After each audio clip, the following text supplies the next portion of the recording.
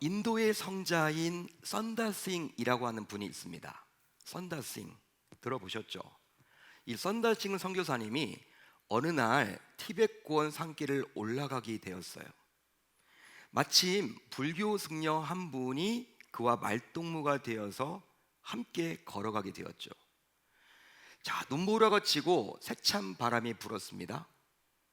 어둡기 전에 어떤 허름한 짐이라도 찾지 못한다면 이 폭설과 추위 속에서 죽게 될지도 모른다라는 생각 때문에 발걸음을 재촉하게 되었어요.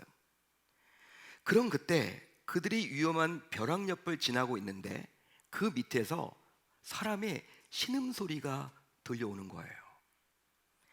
벼랑 밑에는 실족하여 쓰러진 사람이 심한 부상을 입고 전혀 움직이지도 못한 채 죽어가고 있었습니다. 불교 승려는요, 이것을 보면서 말하기를, 우리가 믿는 신앙에 의하면 여기서 우리는 카르마를 볼 수 있습니다. 이 사람의 운명은 여기서 죽는 것입니다. 나는 내 길을 빨리 가야 합니다. 이렇게 하고 이 승려는 지나쳤다라는 거예요, 그곳을. 하지만 기독교 선교사였던 선달싱 선교사님은 다음과 같이 말했는데요, 우리가 믿는 신앙에 따르면 나는 마땅히 내려가서 우리의 형제를 도와야 합니다. 그래서 승려는 서둘러 그의 길을 떠났고요, 선다싱은 홀로 벼랑을 조심스럽게 기어 내려가서 그 사람을 등에 업고 위험한 산길을 계속하게 되었대요. 즉 선다싱은 자신의 생명을 걸고 그리한 거죠. 이 쉬운 일이 아닙니다, 여러분. 결국 선다싱의 온몸에선 어느덧 땀이 흘러내리기 시작했습니다. 드디어 멀리서 한 가옥에 불빛이 보이는 것 있죠. 보이기 시작했습니다. 그때 그는 땅 위에 있는 한 물체에 거의 걸려 넘어질 뻔했는데 정신을 차려서 그 물체를 보니 그는 깜짝 놀라게 되었어요. 바로 발밑에 넘어져 있는 것은 앞서 갔던 불교 승려였기 때문입니다. 즉 그는 추위에 얼어 죽은 거예요. 가다가 얼어 죽은 거예요. 가옥이 보이는데 거기까지 가지 못하고 죽게 된 거예요. 하지만 선다싱이 그와 똑같은 운명을 면할 수 있었던 것은 부상당했던 형제를 등에 업고 산에 올랐기에 땀이 나가지고 그 결과 추위를 이겨낼 수 있었다라는 거예요. 여러분, 이런 선다싱 선교사의 이야기를 들으면서 무엇이 떠오르십니까? 어떤 이야기가 좀 떠오르세요? 아마도 열이면 열 모두 선한 사마리아인의 비유가 떠오르겠죠. 저는 개인적으로 생각을 한번 해봤어요. 아마도 선다싱 선교사님이 그리 자신의 목숨을 걸고 그렇게 그 사람을 구해줄 수 있었던 것은 아마도 이 선한 사마리아인의 비유를 이미 알고 있었기 때문이지 않았을까, 저는 생각을 해보았습니다. 자, 오늘 말씀 안으로 들어가 보면 한 사마리아 사람이 여행 중에 있었습니다. 그런데 이 사람은 여행길에서 강도 만난 자를 만나게 되었죠. 이 사람이 가까이 다가가서 보니 강도 만난 자는 유대인이었고 목숨이 경각에 달린 듯 보였어요. 이제 정말 조치를 취하지 않으면 생명을 잃을 수도 있겠다라고 보여졌죠. 여러분, 당시 일반적으로 또 상식적으로 보더라도 사마리아인과 유대인들은 서로 상종하지 않았습니다. 그 이유에 대해서 알려면요, 역사적인 배경을 알아야만 하는데요, 본래 북이스라엘과 남유다는 다윗의 아들 솔로몬 때까지 하나의 민족이었어요. 하지만 솔로몬 다음 때에 갈라지게 되었죠. 북쪽의 북이스라엘과 남쪽의 남유다로. 원래 한 민족이었는데, 그러다가 북이스라엘은 기원전 722년에 당시 강국이었던 아수르에 의해서 망하게 되었고, 그 결과 아수르는 북이스라엘 백성들을 자신의 제국으로 끌고 갔으며 비어있던 북이스라엘의 수도였던 사마리아인의 아수르 제국의 사람들을 데려다 놓았어요. 데려다 놓은 거예요. 자, 그리함으로 그 이후 어느새 북이스라엘은요, 이방인들과 결혼하여 혼혈족이 살게 된 것이죠. 피가 섞이게 된 거예요. 피가 섞이게. 자, 그러다 보니 남유다 백성들의 입장에서는 북이스라엘은 그야말로 이방인으로 취급했습니다. 결과적으로 남유다 백성들은 사마리아 사람이야말로 이제 구원받을 수 없는 이방 민족으로 취급했던 것이죠. 그러다 보니 예수님이 활동하던 당시까지도 유대인들과 사마리아인들은요, 서로 얼굴을 마주치거나 길을 동시에 걷거나 음식을 같이 먹거나 등등 그 어떤 일도 함께할 수 없었습니다. 아니, 함께하지 않았습니다. 의도적으로. 그렇게 해서는 안 되는 거죠. 유대인들은 그렇게 어릴 적부터 배워왔습니다. 마치 1900년대 중반까지만 하더라도 미국의 백인들과 흑인들이 함께 식사하지도 않았고 함께 버스도 타지 않으려 했던 것과 마찬가지처럼, 심지어 당시 유대인들은요, 사마리아인을 경멸하며 노골적으로 입에 담을 수 없는 험한 말을 서슴지 않게 내뱉었어요. 한마디로 항상 일반적으로 당하는 쪽이 주로 사마리아 사람들이었죠. 사마리아 사람들은요, 일방적으로 그냥 당하는 거예요. 자, 그러다 보니 사마리아인들의 경우 유대인들에 대한 감정이 좋을 수가 없습니다. 여러분들이 만약 사마리아 사람이라면 감정이 좋을 리가 없겠죠. 여러분들도 마찬가지 아닐까요? 나를 그렇게 맨날 핍박하고 나를 싫어하는 티를 팍팍 내는 사람 내가 좋아할 수가 없겠죠. 자, 그렇다면 이제 여러분들에게 질문을 하나 드리겠습니다. 지금 강도를 만나서 쓰러져 있는 자는 유대인이고 그를 지켜보는 자는 사마리아인이에요. 이런 상황 속에서 과연 사마리아 사람이 유대인을 도와주어야 할까요? 여러분 한번 답을 해보세요. 아니면 평소 그들이 살던 방식처럼 그냥 지나쳐야만 할까요? 솔직히 사마리아 사람이 강도 만난 유대인을 지나친다고 해도 그 어느 누구도 이 사마리아인을 탓할 수는 없습니다. 왜? 당시의 시대적인 상황이 그러하니까. 그것이 지극히 일반적인 상식이요 관례이고 관행이다 보니 도와주지 않는 것이 더 좋을 듯 보여요.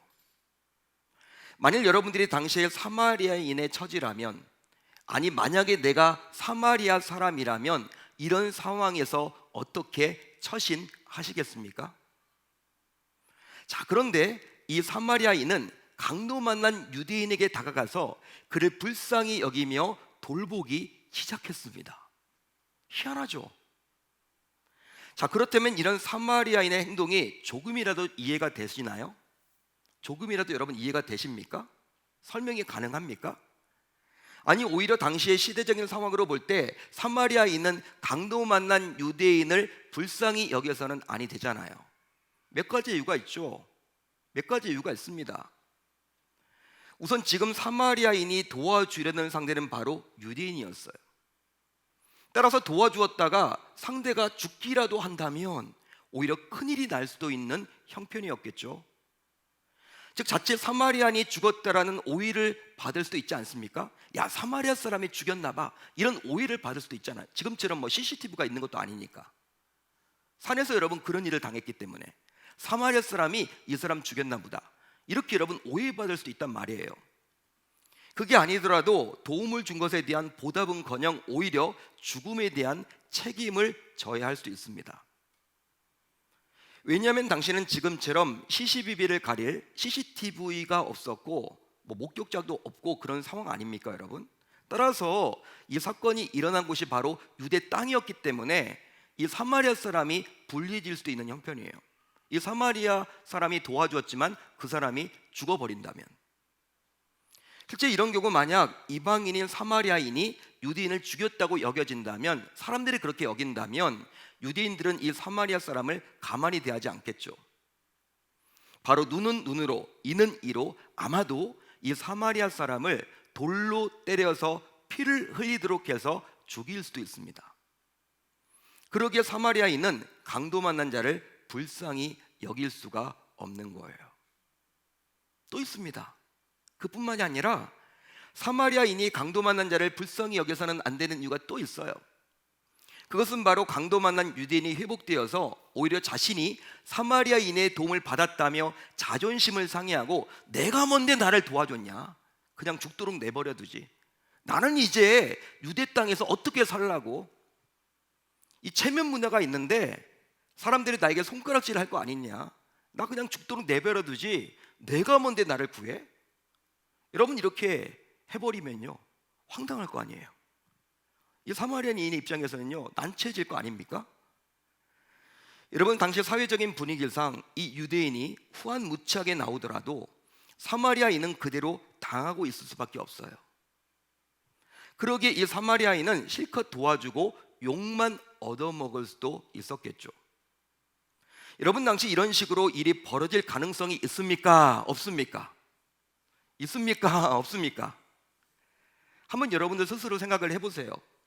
사마리아 사람에게 도움을 받느니 차라리 그냥 죽게 내버려 두지, 난 이제 창피해서 돌아다니지도 못하겠다, 나는 이제 직장도 못 가, 나는 이제 이 사회에서 매장당하는 거야, 사람들이 나를 볼 때마다 야 어떻게 얼마나 못났으면 사마리아 사람들이 도와주냐, 이런 얘기나 듣고 왜 너 같은 게 나를 도와주고 난리야, 내가 감히 뭔데, 자존심 상하게 말이지.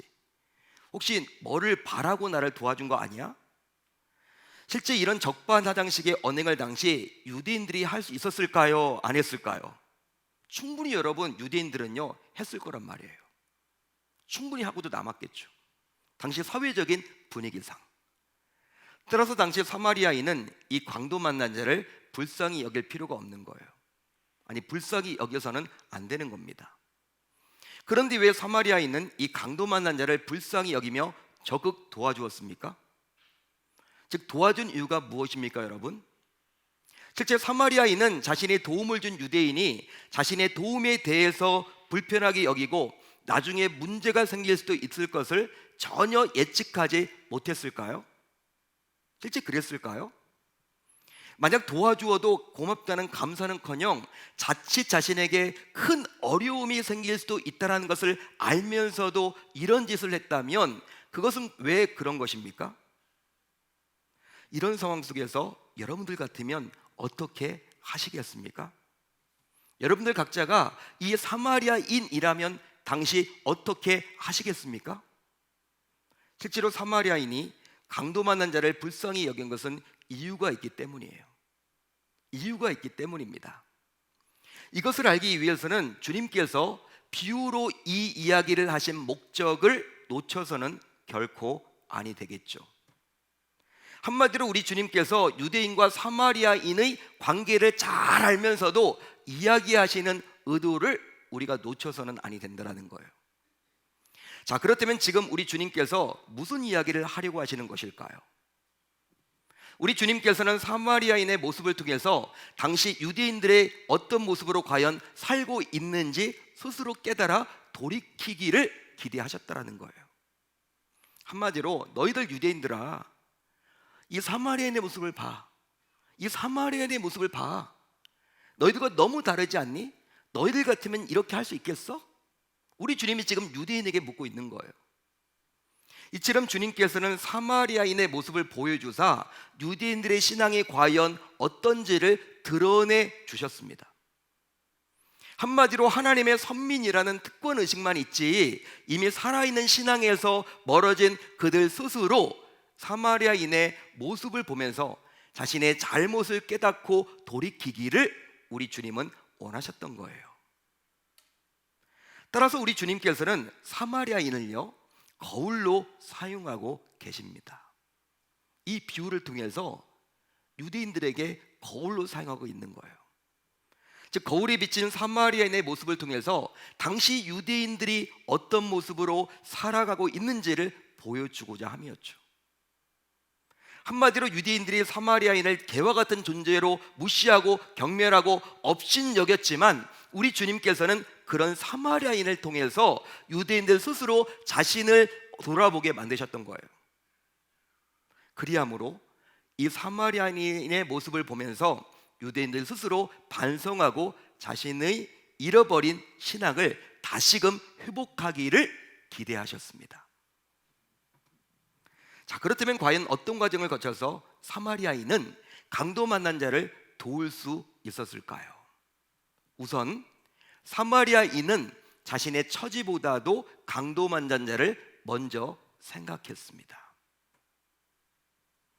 즉 사마리아인은 유대인들로부터 불쌍히 여김을 받지 못했지만 자신은 강도 만난 유대인을 불쌍히 여김으로 자신의 한계를 뛰어넘었던 거예요.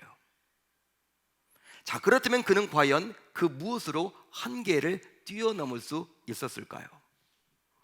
바로 긍휼하는 마음으로 다가갔습니다. 바로 그는 긍휼하는 마음으로 다가갔어요. 즉 긍휼의 심정으로 불쌍히 여겼죠. 할렐루야, 할렐루야.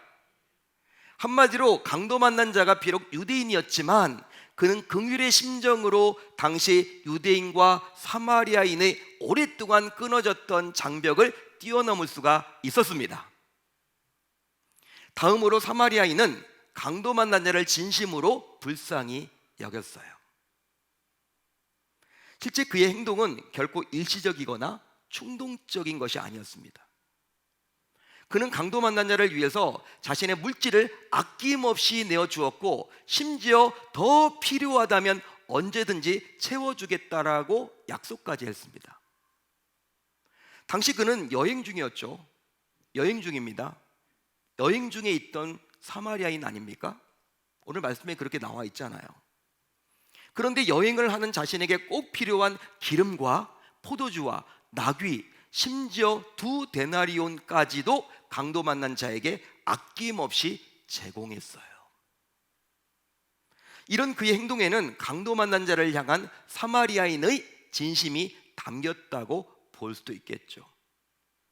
왜냐하면 자신의 소중한 시간과 물질을 아낌없이 강도 만난 자에게 드릴 수 있다는 것은 진심이 아니고서는 결단코 설명할 수 없기 때문입니다. 따라서 사마리아인은 강도 만난 자를 끝까지 불쌍히 여긴 거예요. 쉽게 말하면 한순간의 이벤트적인 불쌍히 여김이 아니었다라는 것입니다. 즉 적선 정도가 아니에요. 여러분 이렇게 거지가 이렇게 한 푼 주시오 한 푼 주시오 할 때 동전을 던져주는 적선 정도가 아니라 진정한 컴패션, 즉 긍휼을 베푼 거죠. 컴패션은 무엇입니까? 그 사람이 되어보는 거예요. 진짜 그 강도 만난 자가 되어보는 거예요. 컴패션, 함께 순환을 당하는 거예요. 그게 바로 긍휼입니다. 자, 그 결과 사마리아인은 진정한 유대인의 이웃이 되었습니다. 할렐루야, 할렐루야. 물론 당시 유대인들은 사마리아인을 이방인이나 개처럼 여겼지만 사마리아인은 강도 만난 유대인을 진정한 이웃으로 여긴 거예요. 이런 사마리아인의 모습은 당시 유대인들에게서는 좀처럼 찾아볼 수 없는 모습이었죠. 한마디로 유대 사회에서는 거의 찾아볼 수 없는 거예요. 유대 사회에서 볼 수 없는 광경이 지금 일어난 것입니다. 여러분, 우리 주님께서 이 말씀을 하신 이유는 이런 사마리아인의 모습 속에 모두 다 들어있어요. 즉 우리 주님께서는 사마리아인을 유대인들의 이웃으로 이미 여기고 계십니다. 실제로 이 사마리아인도 본래 유대인입니까? 유대인이 아닙니까? 본래 유대인이에요? 유대인이 아니에요? 본래 유대인이었죠. 원래는 하나였잖아요. 하지만 다소 안타까운 얼룩진 역사의 흔적으로 인해서 사마리아인은 유대인들에게 배척을 당해왔던 것이죠. 그런데 정말 놀랍게도 이 사마리아인은 유대인을 이웃으로 여겼어요.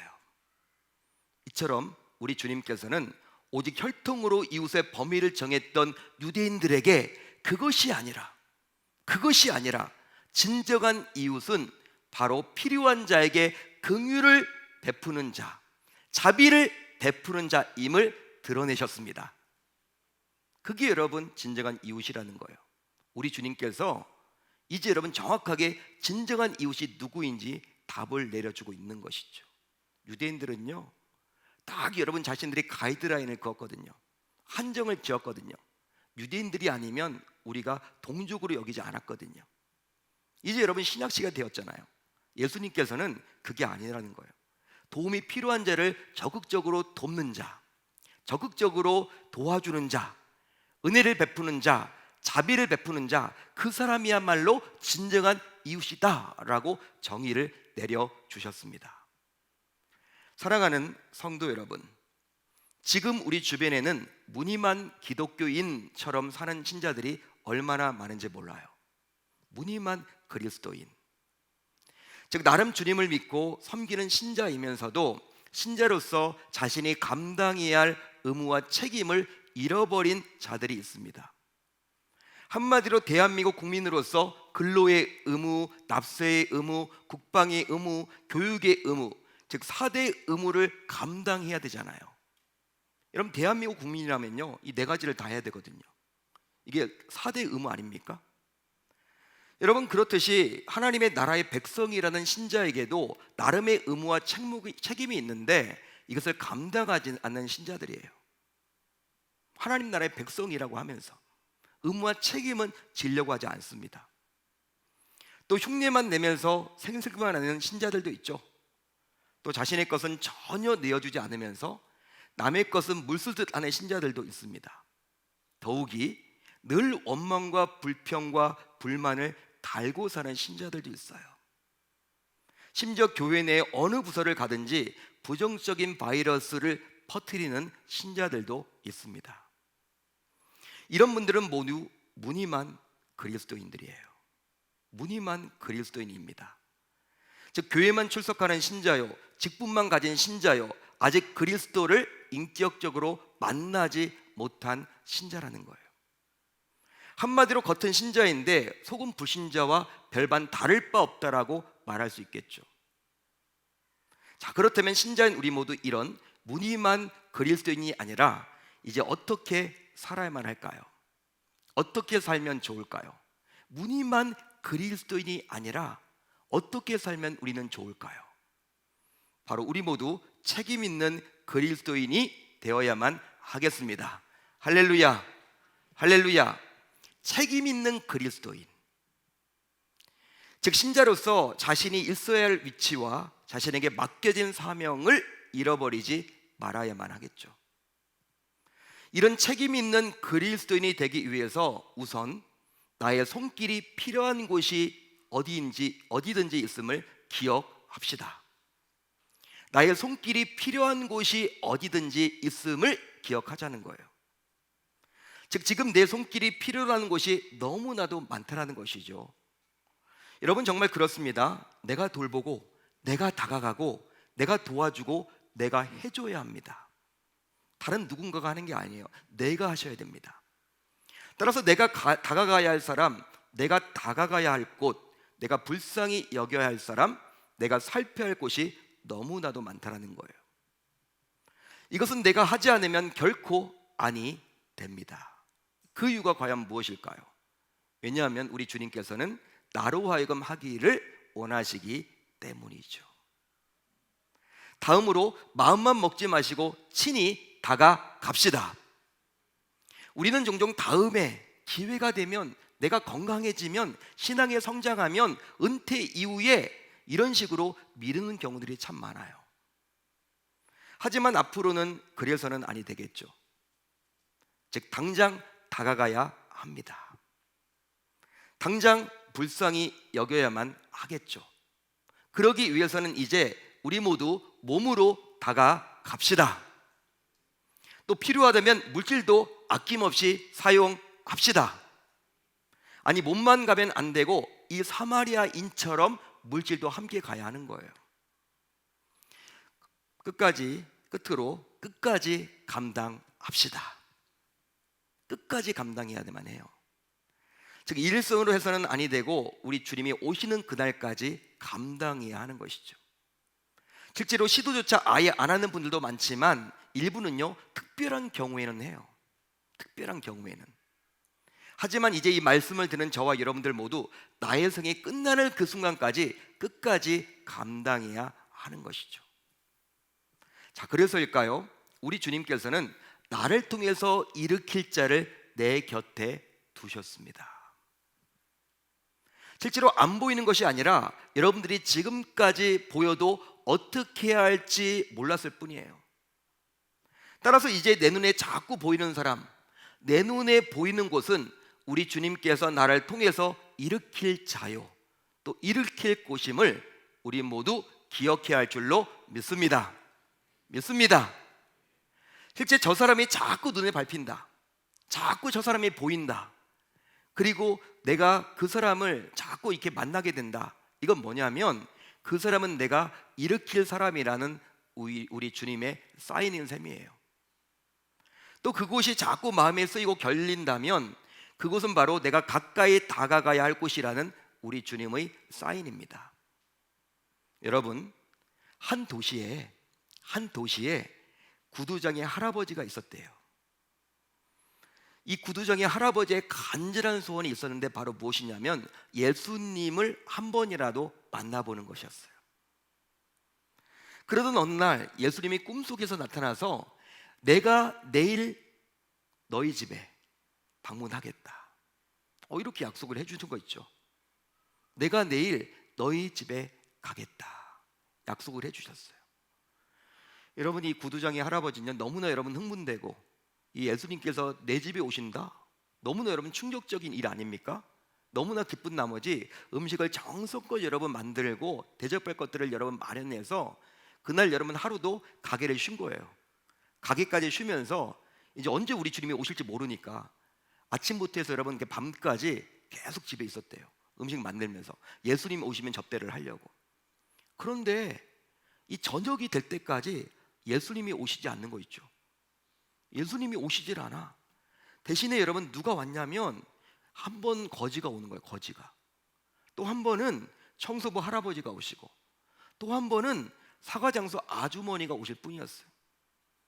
그런데 이 정이 많던 이 할아버지는요, 예수님에게 주시려고 했던 이 음식을 그냥 그분들에게 다 나눠줬어요. 거지에게도 주고 청소부 할아버지에게도 주고 사과장수 아주머니에게도 주고. 왜? 추운 날씨에 그들이 너무나 불쌍히 보였기 때문에 다 그냥 정성껏 대접을 해서 그랬어요. 여러분, 예수님 오시지 않은 거예요.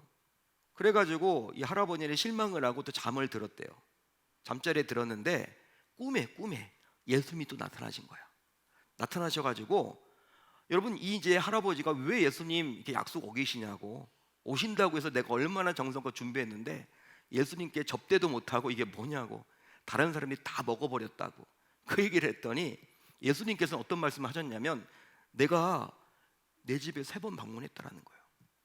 3번을 방문했다라는 거야. 그때마다 네가 정성껏 대접을 잘 해주더라. 네가 나를 그렇게 사랑하더라. 네가 나를 그렇게 아끼더라. 너무나 참 감사했다. 그 말을 하시더라는 거 있죠. 여러분, 이 이야기를 통해서 우리는 뭘 깨닫게 됩니까? 그냥 우스운 이야기처럼 보이지만 우리에게 여러분들을 누가 만들었던 만들지 않았던 그게 중요한 게 아니라 여러분, 이 이야기를 통해서 우리에게 여러분 깨닫는 바가 누구예요? 예수님은 옆에 계신다라는 거예요. 예수님은 옆에 계시다라는 거예요. 사람을 통해 역사를 하신다라는 거예요. 실제로 우리 주님께서는 다음과 같이 말씀하시면서 책임 있는 그리스도인으로 살려면 어떻게 해야 하는지 분명히 알려주셨습니다. 이런 말씀을 해주셨죠. 누구든지 제자의 이름으로 이 작은 자 중 하나에게 냉수 한 그릇이라도 주는 자는 내가 진실로 너에게 이르노니 그 사람이 결단코 상을 잃지 아니하리라. 할렐루야, 할렐루야. 작은 소자에게 냉수 한 그릇을 줄 때 우리 주님은 자신에게 주는 것으로 그대로 받아들인다는 말씀이에요. 맞는 말이에요, 여러분. 이 구절을 보더라도 우리 주님은 지금도 여전히 오늘 말씀의 제목처럼 사마리아인을 간절히 찾고 계세요. 간절히 찾고 계십니다. 성경에 나와 있는 이 스토리가 우리 주님은 그것으로 맞춰지는 것이 아니라 우리 계명교 안에서도 누군가가 사마리아 사람이 되기를 기대하신다라는 거예요. 따라서 이제 우리 모두 일주일에 한 번씩은 꼭 주변을 살펴봅시다. 보자고요. 아니, 일주일이 부담된다면 최소한 한 달에 한 번씩은 꼭 살펴봅시다.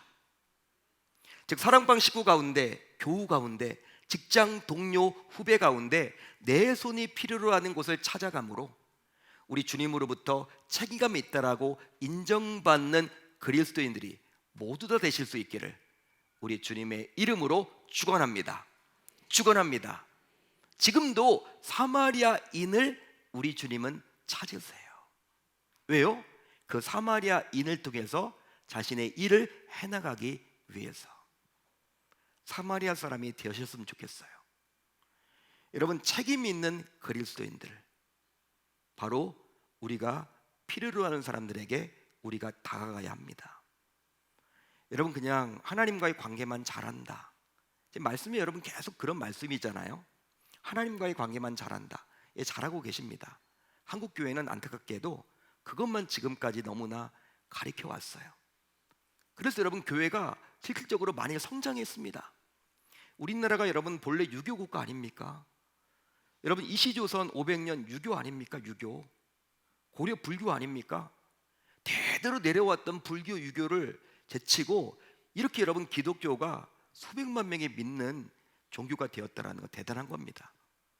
여러분, 하나님과의 관계 중요해요. 그렇지만 하나님은 그 관계를 무엇으로 증명해낼 것이냐, 우리가 다시금 물어요.